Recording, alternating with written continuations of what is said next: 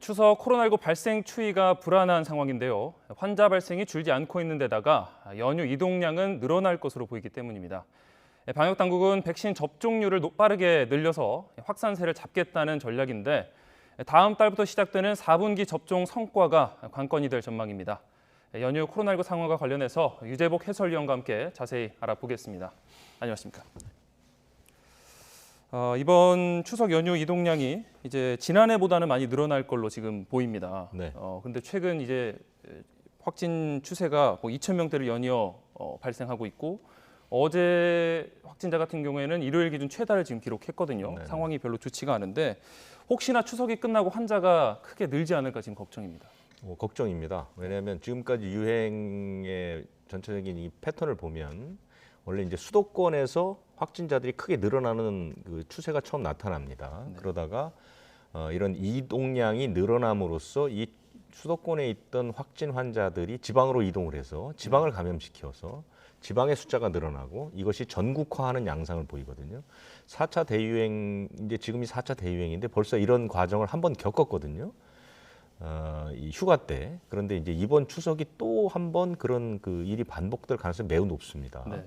올해는 지난해보다 교통량이 3.5% 정도 늘어날 것으로 예상이 되고 네. 원래 명절 자체가 이동이 많지 않습니까? 네. 그리고 이번에는 물론 백신 접종자들이 포함되기도 하지만 그 고향 만남 인원 자체가 좀 늘었습니다. 네. 그리고 면회 시설도 대면이든 비대면이든 그 면회가 허용됐기 때문에 요양시설에 예. 면회가 허용됐기 때문에 아무래도 이동이 많을 수밖에 없고요. 실제로도 요 며칠 사이 보면 차들이 굉장히 늘어난 것을 알 수가 있거든요. 그렇게 네. 되면 현재 수도권의 발생 비중이 한 75에서 80% 정도로 굉장히 높아 있는 상황이거든요. 그리고 수도권의 확진 환자 수는 계속 늘고 있습니다. 네. 이런 상황에서 이 명절을 맞아서 지방으로 이동한다면 이것이 지방으로서의 전파가 상당히 쉽게 일어날 가능성이 있는 것이고 이래서 또 이분들이 올라오고 난 뒤, 그러니까 추석이 끝나고 한 1, 2주가 지난 뒤에 우리가 생각했던 것보다 훨씬 많은 환자가 나올 가능성을 배제할 수가 없습니다. 네. 사실 최근 추세를 보면은 수도권 집중된 이 발생이 굉장히 많았는데 이번 추석 연휴를 계기로 지방으로까지 이게 번질 수 있다 네. 이런 말씀이시고요. 또 최근 보면 대규모 집단 감염보다 이 접촉을 통해서 동시다발적인 전파가 많은 편인데요. 네. 서울 송파구의 한 대규모 시장에서 집단 감염이 발생을 해서 이 확진 환자가 300명을 지금 넘어섰다고요. 네, 그 최근에 감염 가운데 그 감염 경로를 조사 중인 비율이 한 37, 8%쯤 되는 거거든요. 네. 그건 뭐냐면 하나의 집단 감염이 일어나게 되면 역학조사 자체는 그렇게 어렵지는 않습니다. 그냥 그 발생지를 중심으로 해서 역학조사를 하면 되는데 지금은 선행 확진 환자와의 접촉으로 인한 감염이 많기 때문에 역학조사가 그만큼 어렵다는 얘기인데 그래서 이렇게 수백 명 단위의 집단 감염이 그리 많지 않고 아주 작은 단위의 그 동시다발적인 그런 감염이 많았는데 이번에 서울 가락동 농수산물시장은 어제도 42명이 들었습니다. 예. 그래서 341명 그러니까 굉장히 규모가 큰 집단 감염으로 이루어지고 있고 지금 전체적으로 검사한 사람이 한 17,000명쯤 되는데요. 900명 정도가 아직 검사 결과가 나오질 않았습니다. 그렇기 네. 때문에 휴일인데도 이렇게 확진 환자가 늘어나는 것이고 이 가락동 농수산물시장은 과거에 2번 집단 감염이 있었고 이번 집단 감염은 지난달 31일에 첫 번째 환자가 나왔습니다. 그러니까 네. 한 20일 동안 끊임없이 환자가 나왔다는 것이거든요. 상당히 심각한 문제고 그다음에 거기에 일하시는 분뿐 아니라 가족, 그다음에 방문자 그리고 N차 감염까지 일어나고 있는 상황입니다. 그래서 이 상황은 추석이 끝난 다음에도 계속 이어질 가능성이 있고요. 네. 그래서 이 그 가락동 농수산물 시장이 경매를 중단하고 이번 연휴 동안 휴업에 들어갔거든요. 네. 그런데 잘 아시겠지만 이런 대규모 농수산물 시장은 명절이 대목 중의 대목입니다. 그렇죠. 수십억 원의 이제 피해를 볼 가능성이 있어서 종사하시는 분들이 반발도 상당히 했는데 어쩔 수 없는 그 선택이었다고 보는 것이 제가 하나의 예를 들자면 지난해 6월에 네. 중국 베이징의 신파디라는 그 대규모 농수산물 시장에서 네. 확진 환자가 나왔는데 그 확진 규모가 350명쯤 됩니다. 그러니까 네. 이번 농수산물 시장과 비슷한데요. 네. 이 집단 감염이 일어났을 때 베이징시에서는 이 시장을 석 달 동안 폐쇄했습니다. 석 달 동안. 예, 네. 아주 폐쇄를 해버렸고요. 네. 검사 받은 사람만 860만 명입니다. 네. 860만 명, 830만 명 정도를 검사를 해서 확진 환자가 한 명도 나오지 않은 상태에서 한 달 이상을 두었다가 석 달 만에 재개장을 했습니다. 네, 그만큼 이런 대규모 시장은 그러니까 누군지 모를 그 불특정 다수가 한꺼번에 모였다가 흩어지기를 반복하는 것이고 그렇죠. 이 가락동 농산물 시장도 하루에 찾는 인원이 몇만 명 단위거든요. 그렇기 때문에 이번 명절 때 만약에 뭐 휴업 기간을 좀 줄이거나 평소처럼 영업을 했다면 사실은 더 큰 감염이 일어날 가능성이 있기 때문에 어쩔 수 없는 선택이었다. 물론 그 과정에서 여러 가지 아쉬운 점은 있지만 네. 어쨌든 좀 더 큰 감염으로 번지지 않기 위해서 이번 닷새 정도의 휴업 후에 검사를 그 종사자들을 검사해서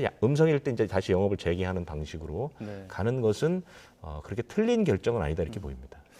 물론 어쩔 수 없이 시장 상인들에게 피해는 가겠지만 어쩔 수 없는 조치였다라는 네. 거고요. 이 확산세를 줄이기 위해서는 뭐 당연히 이 접종이 중요한데 1차 접종은 지금 전 국민 70% 이상 달성을 했습니다. 그리고 정부가 다음 달에 접종 완료 70%를 목표로 하고 있는데 네네. 지금 상황 어느 정도로 보시나요? 가능할까요? 그 계획대로 잘 진행은 되고 있는데요. 델타 변이 바이러스가 이제 전파력이 굉장히 빠른 그 변이 아니겠습니까? 네. 이 델타 변이가 나오고 나서부터 전 세계적으로 1차 접종률 자체는 큰 의미를 두기 어렵게 됐습니다. 네. 1차 접종만 가지고는 델타 변이의 전파력을 막기는 좀 어려운 것 같고요. 그래서 중요한 것은 접종 완료율. 그러니까 보통 그 얀센을 뺀 나머지 백신들은 2번을 맞아야 되는데 이 2번을 맞는 그 접종 완료율이 70%는 돼야 되지 않겠느냐. 그런데 최근에는 싱가포르의 사례가 또 나왔는데요. 네. 싱가포르가 81%입니다. 접종 완료율이. 네. 전 국민 5명 중에 4명이 이제 접종을 마쳤다는데 최근에 그 코로나19가 발생한 뒤 환자가 가장 많이 나오고 있습니다. 네. 싱가포르가 그렇거든요. 하루에 1,000명 이상씩 나오고 있어요. 이것은 이제 어떻게 분석이 되냐면 싱가포르가 한 달 전쯤부터 이른바 위드 코로나로의 방역 정책을 전환했는데 실제로 많이 푼 것도 아니고요. 식당에는 접종을 맞춘 사람이 포함되면 5명까지 갈 수 있고 네. 커피숍은 2명 정도밖에 허용을 하지 않거든요. 그러면 그렇게 뭐 완전히 방역을 풀었다고 볼 수는 없는데도 그러네요. 불구하고 네.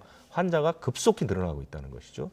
그런데 한 가지 이제 다행인 것은 한 달 사이에 확진 환자는 32배가 늘었는데 위중증 환자는 3배 반 정도밖에 늘지 않았다는 것이죠. 그리고 네네. 중환자실로 가는 환자는 2배밖에 늘지 않았다는 것이죠. 네. 이것이 백신 접종의 효과라는 것이고 네네. 이렇기 때문에 위드 코로나로 갈 수 있는 기반이 마련됐다 이렇게 생각하는 거거든요. 그러니까 확진 환자는 늘더라도 위중증 환자나 중증 환자, 사망자가 이제 크게 떨어지게 되면 우리가 이제 쉽게 생각할 수 있는 독감과 같이 관리가 가능하다.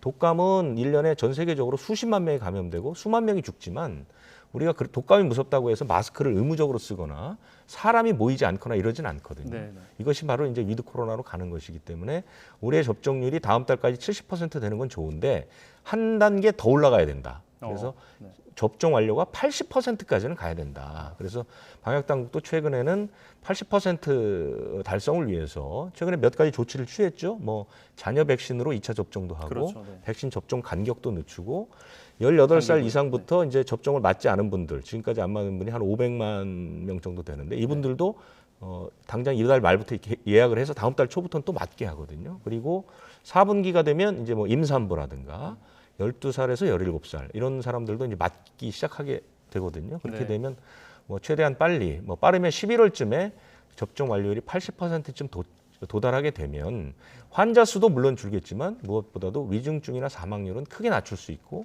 그래서 위드 코로나로 이제 올해 말쯤 자연스럽게 전환되지 않을까 이런 기대를 하고 있습니다. 네, 말씀해주신 대로 국내에서도 위드 코로나 이야기가 거듭 나오고 있는데 그 가운데 하나로 이 재택 치료, 또 통원 치료 이야기가 요즘 많이 나오고 있거든요. 이 위드 코로나로 가기 위해서는 필수적인 어떤 준비 작업으로 꼽히고 있는데 이 재택 치료를 정부가 전국으로 지금 확산하겠다고 밝혔는데 네. 어떻게 볼 수 있을까요? 그러니까 그 우리나라의 이제 그 방역 대책은 지금 이제 감염이 되게 되면 무조건 생활치료센터라는 곳에 격리를 시키죠. 네. 격리를 해서 근데 사실 생활치료센터 들어가면 크게 치료받는 것은 없습니다. 왜냐하면 우리나라에 아직까지 뭐 그 치료제가 뭐 명확하게 있는 것이 아니기 네. 때문에 그래서 경증 환자들은 그냥 보름 정도 격리하는 수준, 그리고 약간 증상이 나타나면 뭐 거기에 맞춤형으로 약을 제공하는 거고, 네. 중증 환자가 되면 물론 이제 치료를 받아야 되는 것이지만, 그래서 이 경증 환자들, 그러니까 무증상이나 경증 환자들을 이렇게 시설에 그 격리하지 말고 집에서 치료할 수 있도록 하자. 네. 그래도 큰 문제가 없다. 네. 이렇게 얘기를 해서 현재 우리나라에서 그 재택 치료하는 사람들이 뭐냐면, 그러니까 12살 이하의 아동들 네. 가운데 무증상이나 아주 경증 그런 아동 확진 환자들 있죠. 아동 확진 환자들이나 돌봄이 필요한 자녀가 있는 성인 환자들, 네. 이런 분들을 지금 재택 치료를 하고 있습니다.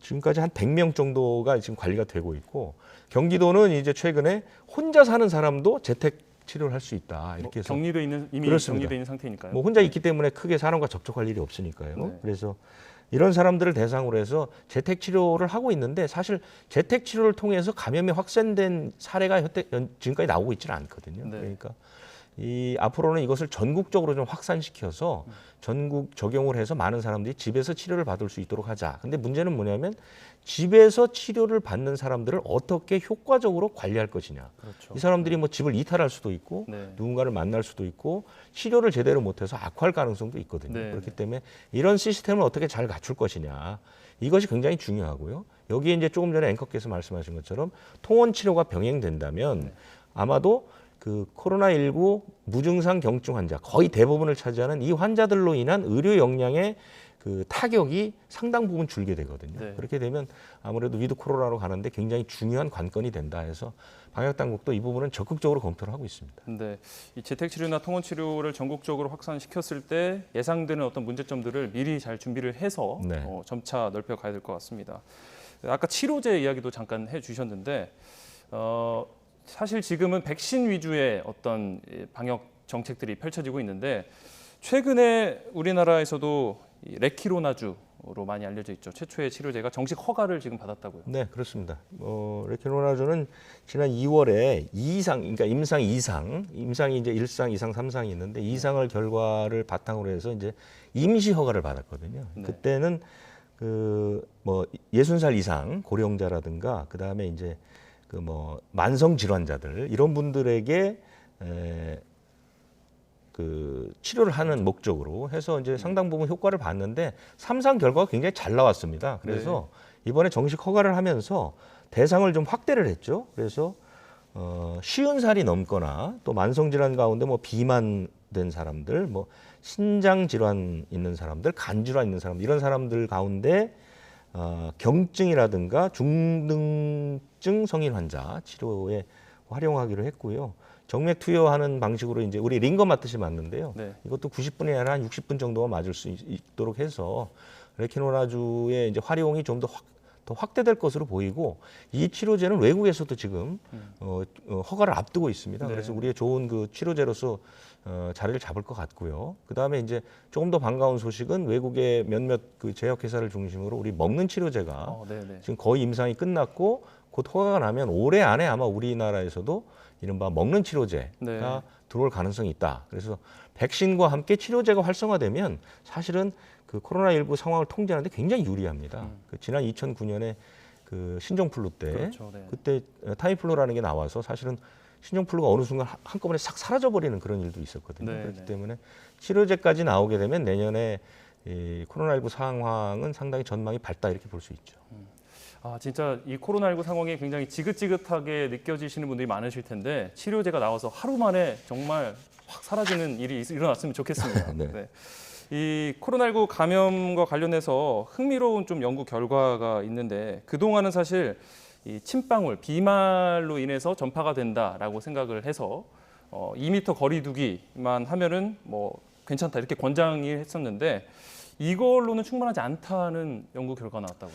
코로나19 이번 바이러스는 전파력이 워낙 좋아서 사실은 초기에 이제 침방울로 감염이 전파된다 이렇게 네. 나왔다가 에어로졸 형태, 침방울보다는 좀 더 작은 네. 약간 이렇게 뿌려지는 그 형태로도 감염이 가능하다. 근데 그것은 문제가 뭐냐면 에어로졸은 침방울보다 좀 더 가볍기 때문에 좀 더 떠서 공중을 날아갈 수 있는 확률이 높거든요. 네. 그래서 최근에 미국 펜실베니아대에서 연구를 해봤더니 그 현재의 실내에서 거리 두기만을 지켰을 때, 네. 그러니까 2m 정도의 거리 두기만을 지켰을 때는 감염을 효과적으로 막기 어렵다. 그러니까 환기와 병행해야 한다. 네. 이런 결과가 나왔습니다. 네. 그러니까 환기도 지금 가정에서 하는 그 자연적인 환기, 밑에서부터 바람이 올라와서 위로 올라가는 이런 한 방향의 환기보다는 선풍기 같은 걸 틀어서 양방향으로 좀 움직일 수 있는 그런 네, 환기, 그런 환기를 했을 때